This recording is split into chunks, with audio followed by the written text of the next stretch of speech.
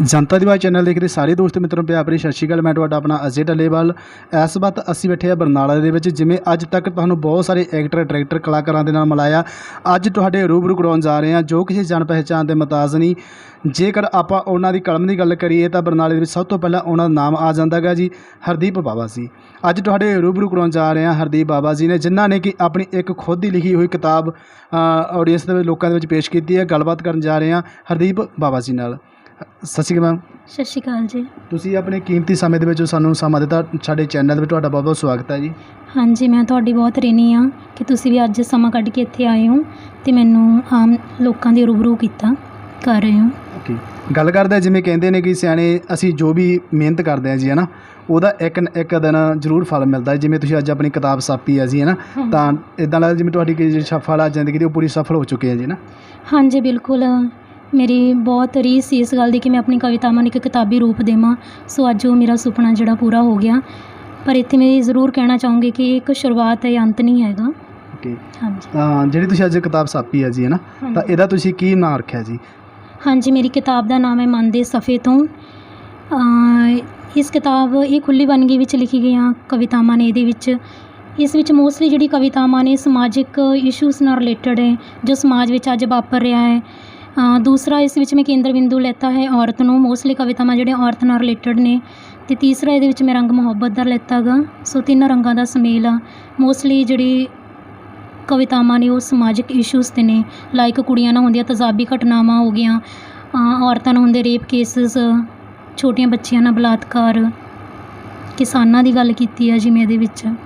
Okay, ਯਾਨੀ ਕਿ ਜਿਹੜੀ ਇਹ ਕਿਤਾਬ ਤੋਂ ਲਿਖੀ ਗਈ ਹੈ ਬੁੱਕ, ਇਹਦਾ ਕਾਫੀ ਵਧੀਆ ਸਿੱਟੇ ਮਿਲਦੇ ਆ ਜੀ, ਹਰ ਕਿਸੇ ਨੂੰ ਮਤਲਬ ਵਧੀਆ ਸਿੱਖਣ ਲਈ ਮਿਲਦਾ ਜੀ। ਹਾਂਜੀ ਬਿਲਕੁਲ, ਮੇਰੀ ਹਰ ਇੱਕ ਕਵਿਤਾ ਤੋਂ ਕੋਈ ਨਾ ਕੋਈ ਸੀਖ ਮਿਲਦੀ ਆ, ਇੱਕ ਮੋਟੀਵੇਸ਼ਨ ਆ ਹਰ ਕਵਿਤਾ ਪਿੱਛੇ। ਮੇਰੀ ਹਰ ਕਵਿਤਾ ਇੱਕ ਯਥਾਰਥ ਨਾਲ ਜੁੜੀ ਹੋਈ ਆ, ਇੱਕ ਸੱਚੀ ਘਟਨਾਵਾਂ 'ਤੇ ਆਧਾਰਿਤ ਆ ਮੇਰੀਆਂ ਕਵਿਤਾਵਾਂ। ਸੋ ਇਸੇ ਆਸ ਨਾਲ ਮੈਂ ਕਵਿਤਾਵਾਂ ਲਿਖੀਆਂ ਨੇ ਕਿ ਲੋਕਾਂ ਨੂੰ ਇੱਕ ਸੀਖ ਮਿਲੇ, ਇੱਕ ਮੈਸੇਜ ਮਿਲੇ। ਹਰਦੀਪ ਜੀ, ਆਪਾਂ ਗੱਲ ਕਰਦੇ ਹਾਂ ਤੁਹਾਡੇ ਇਹ ਲਿਖਣ ਦੇ ਸ਼ੌਂਕ ਦੀ ਜੀ ਨਾ, ਤੁਹਾਨੂੰ ਕਿੱਥੋਂ ਅਤੇ ਕਿਵੇਂ ਪੈਦਾ ਹੋਇਆ?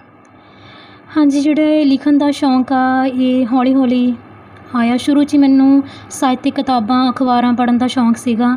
ਚੇਟਕ ਤਾਂ ਮੈਨੂੰ ਗਾਇਕੀ ਦੀ ਲੱਗੀ ਸੀ ਬਚਪਨ ਤੋਂ, ਪਰ ਹੌਲੀ ਹੌਲੀ ਗੀਤ ਗਾਉਂਦੀ ਸਟੇਜਾਂ 'ਤੇ ਪਰਫੋਰਮ ਕਰਦੀ ਕਦੋਂ ਮੈਂ ਸਾਹਿਤ ਸਿਰਜਣਾ ਵੱਲ ਆ ਗਈ ਮੈਨੂੰ ਕੁਛ ਪਤਾ ਨਹੀਂ ਲੱਗਿਆ। 16-17 ਸਾਲ ਦੀ ਉਮਰ ਵਿੱਚ ਮੈਂ ਛੋਟੇ ਛੋਟੇ ਗੀਤ ਅਤੇ ਸ਼ੇਅਰ ਲਿਖਣ ਲੱਗ ਗਈ ਸੀਗੀ। ਅਗਰ ਮੈਂ ਕਹਾਂ ਕਿ ਮੈਂ ਸਮਾਜਿਕ ਵਿਸ਼ਿਆਂ 'ਤੇ ਲਿਖਣ ਲੱਗੀ ਤਾਂ ਮੈਂ during graduation BA second year ਵਿੱਚ ਔਰਤ ਦਾ ਦਰਦ ਕਵਿਤਾ ਮੈਂ ਪਹਿਲੀ ਵਾਰ ਲਿਖੀ, ਜਿਸ ਵਿੱਚ ਮੈਂ ਔਰਤ ਦੀ ਸਾਰੀ ਕਹਾਣੀ ਇੱਕ ਕਵਿਤਾ ਵਿੱਚ ਬਿਆਨ ਕਰਤੀ ਜੋ ਉਸ ਦੀਆਂ ਦੁੱਖ ਤਕਲੀਫਾਂ ਨੇ। ਸੋ ਇਸ ਕਵਿਤਾ ਲਈ ਮੈਨੂੰ ਬਹੁਤ ਜ਼ਿਆਦਾ ਸ਼ਲਾਘਾ ਮਿਲੀ, ਬਹੁਤ ਚਰਚਾ ਹੋਈ ਇਸ ਕਵਿਤਾ ਦੀ ਮੇਰੀ। ਆਪਾਂ ਗੱਲ ਸ਼ੌਂਕ ਦੇ ਨਾਲ ਗੱਲ ਕਰਦੇ ਹਾਂ ਤੁਹਾਡੇ ਪੜ੍ਹਾਈ ਲਿਖਾਈ ਦੀ ਹੈ ਨਾ, ਤੁਸੀਂ ਕਿੰਨੀ ਕੀਤੀ ਔਰ ਕਿੱਥੋਂ ਕੀਤੀ ਹੈ ਸੀ? ਹਾਂਜੀ, ਅਗਰ ਮੈਂ ਆਪਣੀ ਪੜ੍ਹਾਈ ਦੀ ਗੱਲ ਕਰਾਂ ਤਾਂ ਜਿਹੜੀ ਮੈਂ ਆਪਣੀ ਮੁੱਢਲੀ ਪੜ੍ਹਾਈ ਆ ਤਾਂ ਪਿੰਡ ਸ਼ਹਿਣਾ ਤੋਂ ਕੀਤੀ ਹੈਗੀ।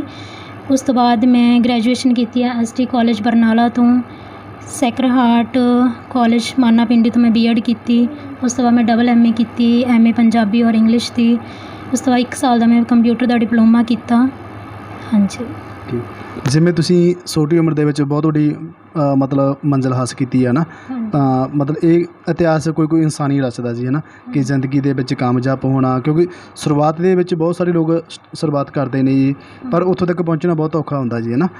ਜਿਵੇਂ ਤੁਸੀਂ ਅੱਜ ਇਸ ਕਿਤਾਬ ਨੂੰ ਸਫਲ ਕੀਤਾ, ਨਾਮ ਦੇ ਕੇ ਪੂਰਾ ਲੋਕਾਂ ਦੇ ਸਾਹਮਣੇ ਲੈ ਕੇ ਆਏ ਜੀ ਹੈ ਨਾ, ਤਾਂ ਸਿਆਣੇ ਕਹਿੰਦੇ ਨੇ ਕਿ ਇੱਥੋਂ ਤੱਕ ਪਹੁੰਚਣ ਵਾਸਤੇ ਬਹੁਤ ਸਾਰੀਆਂ ਦਿੱਕਤਾਂ ਆਉਂਦੀਆਂ ਜੀ ਹੈ ਨਾ, ਤੁਹਾਨੂੰ ਇੱਥੋਂ ਤੱਕ ਪਹੁੰਚਣ ਵਿੱਚ ਦਿੱਕਤਾਂ ਦਾ ਸਾਹਮਣਾ ਕਰਨਾ ਪਿਆ ਜੀ?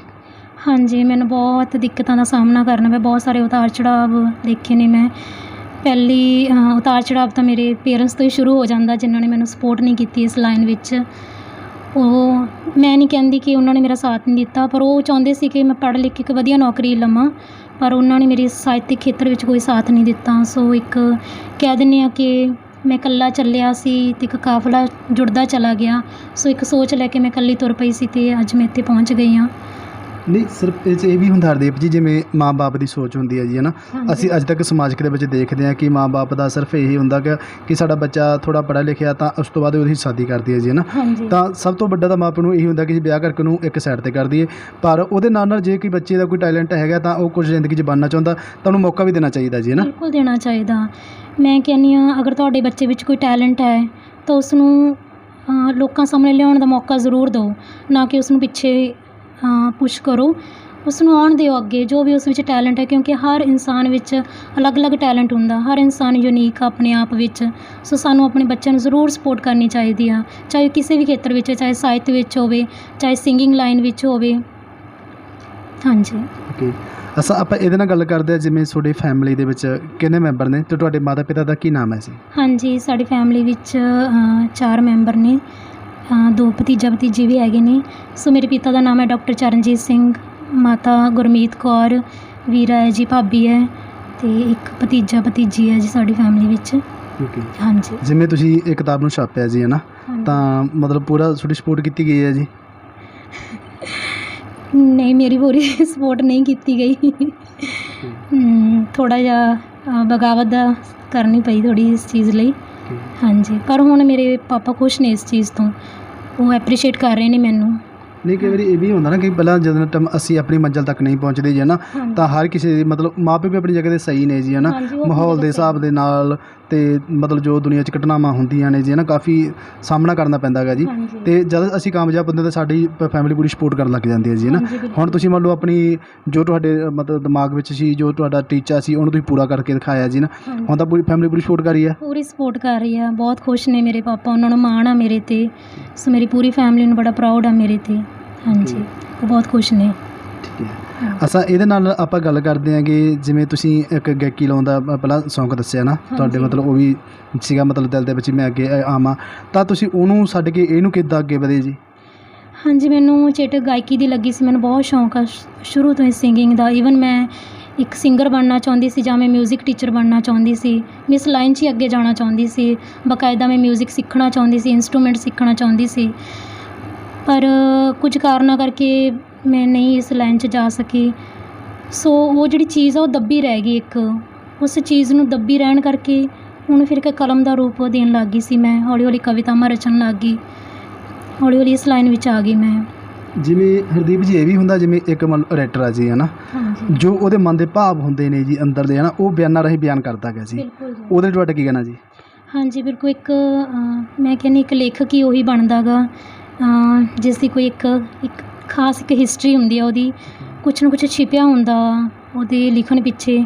ਮੋਸਟਲੀ ਜਿਹੜੀ ਕਵਿਤਾਵਾਂ ਆਪਾਂ ਸਵੈ ਲਿਖਦੇ ਆਂਗੇ, ਪਰ ਇੱਕ ਅੱਛਾ ਸਾਹਿਤਕਾਰ ਉਹੀ ਆ ਜਿਹੜਾ ਸਮਾਜ ਵਿੱਚ ਵਾਪਰਦੀਆਂ ਘਟਨਾਵਾਂ 'ਤੇ ਲਿਖੇ, ਜੋ ਸਮਾਜ ਵਿੱਚ ਵਾਪਰ ਰਿਹਾ ਹੈ। ਸੋ ਮੇਰੇ ਜਿਹੜੇ ਮੋਸਟਲੀ ਕਵਿਤਾਵਾਂ ਨੇ ਸਮਾਜਿਕ ਨੇ, ਸਮਾਜ ਨੂੰ ਸੇਧ ਦੇਣ ਵਾਲੀਆਂ ਨੇ। ਇਸ ਵਿੱਚ ਮੈਂ ਕੋਈ ਆਪਦੀ ਕੋਈ ਪਿਆਰ ਮੁਹੱਬਤ ਦੇ ਵਾਲੇ ਕਿੱਸੇ ਨਹੀਂ ਪਾਏ ਹੈਗੇ।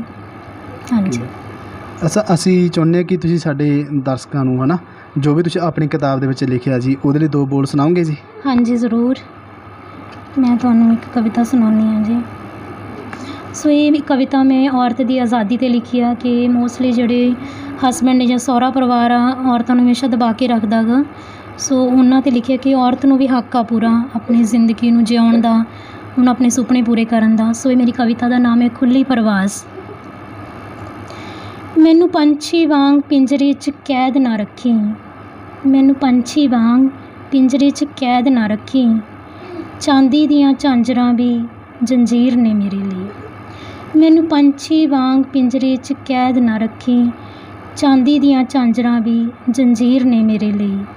ਛਣ ਛਣ ਵਿੱਚ ਉਦਾਸੀ ਅਤੇ ਗੁਲਾਮੀ ਦੀ ਵੋ ਹੈ, ਛਣ ਛਣ ਵਿੱਚ ਉਦਾਸੀ ਅਤੇ ਗੁਲਾਮੀ ਦੀ ਵੋ ਹੈ। ਬਸ ਦੇ ਮੇਰੇ ਖੰਭਾਂ ਨੂੰ ਖੁੱਲ੍ਹੀ ਪਰਵਾਜ਼, ਬਸ ਦੇ ਮੇਰੇ ਖੰਭਾਂ ਨੂੰ ਖੁੱਲ੍ਹੀ ਪਰਵਾਜ਼। ਕੀ ਬਾਤ ਹੈ ਜੀ, ਬਹੁਤ ਵਧੀਆ ਜੀ। ਅਸੀਂ ਵਾਹਿਗੁਰੂ ਅੱਗੇ ਅਰਦਾਸ ਕਰਦੇ ਹਾਂ ਕਿ ਤੁਹਾਡੀਆਂ ਆਉਣ ਵਾਲੀਆਂ ਕਿਤਾਬਾਂ ਵੀ ਜਲਦੀ ਮਤਲਬ ਮੌਕਾ ਮਿਲੇ ਜੀ, ਹੈ ਨਾ, ਤੁਸੀਂ ਜ਼ਿੰਦਗੀ ਵਿੱਚ ਅੱਗੇ ਵਧੋ। ਆਪਾਂ ਉਹਦੇ ਨਾਲ ਨਾਲ ਗੱਲ ਕਰਦੇ ਹਾਂ ਜੀ, ਜਿਵੇਂ ਤੁਸੀਂ ਮੈਂ ਇੱਕ ਧੀ ਬੋਲ ਰਹੀ ਮਾਏ, ਮੈਂ ਇੱਕ ਧੀ ਬੋਲ ਰਹੀ, ਮੇਰੇ ਅੰਦਰ ਵਗਦਾ ਦਰਿਆ, ਮੈਂ ਉਹਨੂੰ ਚੀਰ ਰਹੀ। ਮੈਂ ਇੱਕ ਧੀ ਬੋਲ ਰਹੀ, ਹੀ ਸਮਾਜ ਦੀਆਂ ਕੁਝ ਰਸਮਾਂ ਨੇ, ਕੁਝ ਬਣਾਈਆਂ ਕੁਝ ਉੱਪਰੋਂ ਹਾਏ ਬਣੀਆਂ ਨੇ। ਇਹ ਸਮਾਜ ਦੀਆਂ ਕੁਝ ਰਸਮਾਂ ਨੇ, ਕੁਝ ਬਣਾਈਆਂ ਕੁਝ ਉੱਪਰੋਂ ਹਾਏ ਬਣੀਆਂ ਨੇ। ਇਹ ਦਹੇਜ ਮੈਨੂੰ ਮਾਰ ਰਿਹਾ ਮਾਏ, ਮੈਂ ਇੱਕ ਧੀ ਬੋਲ ਰਹੀ ਮਾਏ, ਮੈਂ ਇੱਕ ਧੀ ਬੋਲ ਰਹੀ। ਕੀ ਬਹੁਤ ਵਧੀਆ ਕਿੱਟੋ ਬਤਲ। ਅਸੀਂ ਗੱਲ ਕਰਦੇ ਹਾਂ ਜ਼ਿੰਦਗੀ ਦੇ ਵਿੱਚ ਜਦੋਂ ਅਸੀਂ ਕਾਮਯਾਬ ਹੁੰਦੇ ਹਾਂ ਨਾ ਤਾਂ ਹਾਂਜੀ। ਉਹਦੇ ਪਿੱਛੇ ਫੈਮਿਲੀ ਦੇ ਵਿੱਚੋਂ ਕਿਸੇ ਨਾ ਕਿਸੇ ਦੀ ਸਪੋਰਟ ਹੁੰਦੀ ਹੈ ਨਾ, ਤਾਂ ਤੁਹਾਨੂੰ ਫੈਮਿਲੀ ਵਿੱਚ ਕਿਹਦੀ ਸਭ ਤੋਂ ਵੱਧ ਸਪੋਰਟ ਰਹੀ ਜੀ?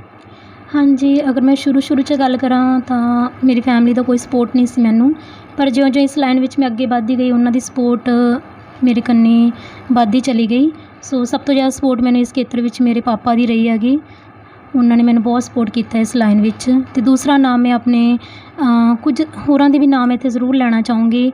ਦੂਸਰਾ ਨਾਮ ਮੇਰੇ ਇੱਕ ਬਹੁਤ ਹੀ ਅਜ਼ੀਜ਼ ਦੋਸਤ ਨੇ HK ਬਾਵਾ ਜੀ, ਉਹਨਾਂ ਦਾ ਬਹੁਤ ਯੋਗਦਾਨ ਰਿਹਾ ਮੇਰੇ ਇਸ ਬੁੱਕ ਵਿੱਚ। ਇੱਕ ਨਾਮ ਹੋਰ ਹੈ ਜੋ ਕਿਸੇ ਇੰਟਰੋਡਕਸ਼ਨ ਦਾ ਮੁਹਤਾਜ ਨਹੀਂ ਹੈ, ਡਾਕਟਰ ਜੋਗਿੰਦਰ ਸਿੰਘ ਨਰਾਲਾ, ਉੱਘੇ ਲੇਖਕ ਅਤੇ ਆਲੋਚਕ ਅਤੇ ਕਹਾਣੀਕਾਰ ਨੇ। ਉਹਨਾਂ ਦਾ ਵੀ ਮੇਰੀ ਬੁੱਕ ਦੀ ਪਬਲਿਸ਼ਿੰਗ ਵਿੱਚ ਬਹੁਤ ਜ਼ਿਆਦਾ ਯੋਗਦਾਨ ਰਿਹਾ ਹੈ।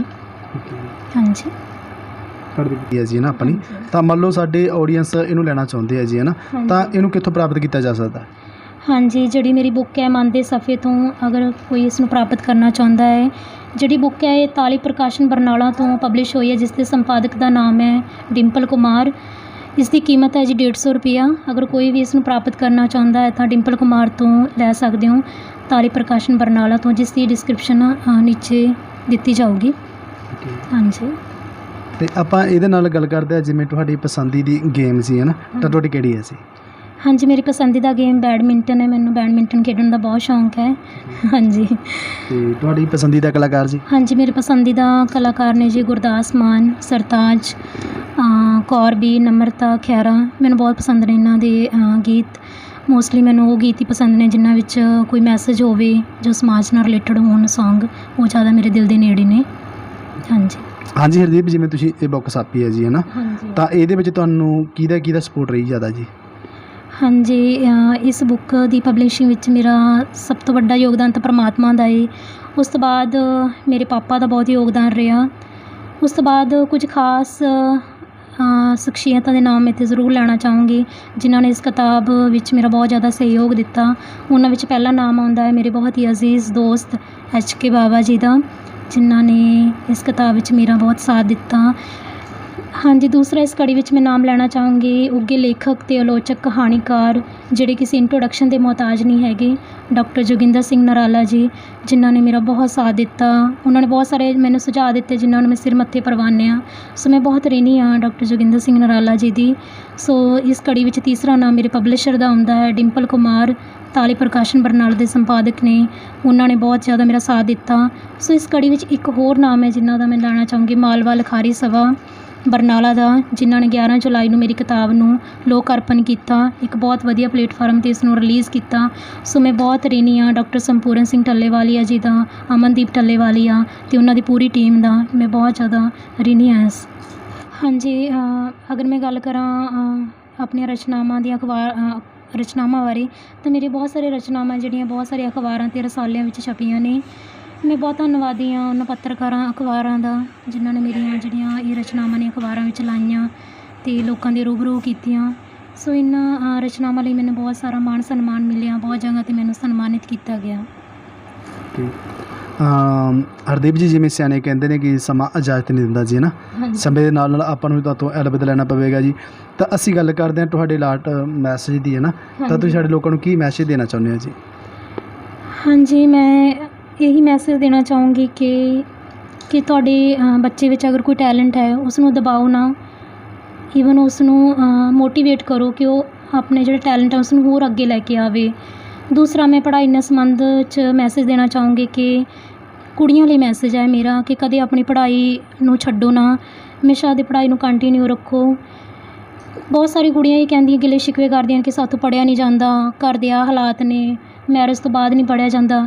ਸੋ ਬਾਬਾ ਨਜ਼ਮੀ ਜੀ ਨੇ ਇੱਕ ਬਹੁਤ ਹੀ ਖੂਬਸੂਰਤ ਕਲਾਮ ਕਿਹਾ ਹੈ ਅਜੇ ਜੀ, ਕਿ ਬੇਹਿੰਮਤੇ ਕਰਨ ਸ਼ਿਕਾਇਤਾਂ ਮੁਕੱਦਰਾਂ ਨਾਲ, ਬੇਹਿੰਮਤੇ ਕਰਨ ਸ਼ਿਕਾਇਤਾਂ ਮੁਕੱਦਰਾਂ ਨਾਲ, ਉੱਗਣ ਵਾਲੇ ਤਾਂ ਉੱਗ ਜਾਂਦੇ ਨੇ ਸੀਨਾ ਪਾੜ ਕੇ ਪੱਥਰਾਂ ਦਾ, ਉੱਗਣ ਵਾਲੇ ਤਾਂ ਉੱਗ ਜਾਂਦੇ ਨੇ ਸੀਨਾ ਪਾੜ ਕੇ ਪੱਥਰਾਂ ਦਾ। ਸੋ ਕਦੇ ਕਿਸਮਤ ਨੂੰ ਬਲੇਮ ਨਾ ਕਰੋ, ਮਿਹਨਤ ਕਰੋ, ਪੜ੍ਹਾਈ ਆਪਣੀ ਨੂੰ ਜਾਰੀ ਰੱਖੋ। ਹਾਂਜੀ, ਤੁਸੀਂ ਆਪਣੇ ਕੀਮਤੀ ਸਮੇਂ ਦੇ ਵਿੱਚੋਂ ਸਾਨੂੰ ਸਮਾਂ ਦਿੱਤਾ ਜੀ, ਹੈ ਨਾ, ਤਾਂ ਤੁਹਾਡਾ ਬਹੁਤ ਬਹੁਤ ਧੰਨਵਾਦ ਜੀ। ਮੈਂ ਤੁਹਾਡਾ ਜਨਤਾ ਦੀ ਆਵਾਜ਼ ਚੈਨਲ ਦੇ ਵੀ ਬਹੁਤ ਜ਼ਿਆਦਾ ਧੰਨਵਾਦੀ ਹਾਂ ਕਿ ਤੁਸੀਂ ਅੱਜ ਇੱਥੇ ਆਏ ਅਤੇ ਮੈਨੂੰ ਲੋਕਾਂ ਦੇ ਰੂਬਰੂ ਕੀਤਾ। ਬਹੁਤ ਬਹੁਤ ਧੰਨਵਾਦ ਅਜੇ ਜੀ ਤੁਹਾਡਾ। ਜਿਵੇਂ ਅੱਜ ਤੁਹਾਨੂੰ ਹਰਦੀਪ ਬਾਬਾ ਜੀ ਨਾਲ ਮਿਲਾਇਆ ਸੀ, ਇਸੇ ਤਰ੍ਹਾਂ ਤੁਹਾਡੇ ਸਾਹਮਣੇ ਹੋਰ ਨਵੇਂ ਚਿਹਰੇ, ਨਵੇਂ ਕਲਾਕਾਰ, ਨਵੇਂ ਐਕਟਰ, ਡਾਇਰੈਕਟਰ, ਗੀਤਕਾਰਾਂ ਨੂੰ ਲੈ ਕੇ ਤੁਹਾਡੇ ਸਾਹਮਣੇ ਫਿਰ ਹਾਜ਼ਰ ਹੋਵਾਂਗੇ। ਸਾਡੀ ਹਰ ਖਬਰ ਦੇਖਣ ਦੇ ਲਈ ਸਾਡੇ ਚੈਨਲ ਨੂੰ ਸਬਸਕ੍ਰਾਈਬ ਕਰੋ, ਲਾਈਕ ਕਰੋ, ਕਮੈਂਟ ਕਰੋ, ਤਾਂ ਕਿ ਸਾਡੀ ਹਰ ਆਉਣ ਵਾਲੀ ਵੀਡੀਓ ਤੁਹਾਡੇ ਤੱਕ ਸਭ ਤੋਂ ਪਹਿਲਾਂ ਪਹੁੰਚੇ। ਨਵੀਂ ਖਬਰ ਲੈ ਕੇ ਤੁਹਾਡੇ ਸਾਹਮਣੇ ਨਵੇਂ ਕਲਾਕਾਰ ਲੈ ਕੇ ਫਿਰ ਹਾਜ਼ਰ ਹੋਵਾਂਗੇ। ਉਦੋਂ ਤੱਕ ਲਈ ਸਤਿ ਸ਼੍ਰੀ ਅਕਾਲ ਜੀ।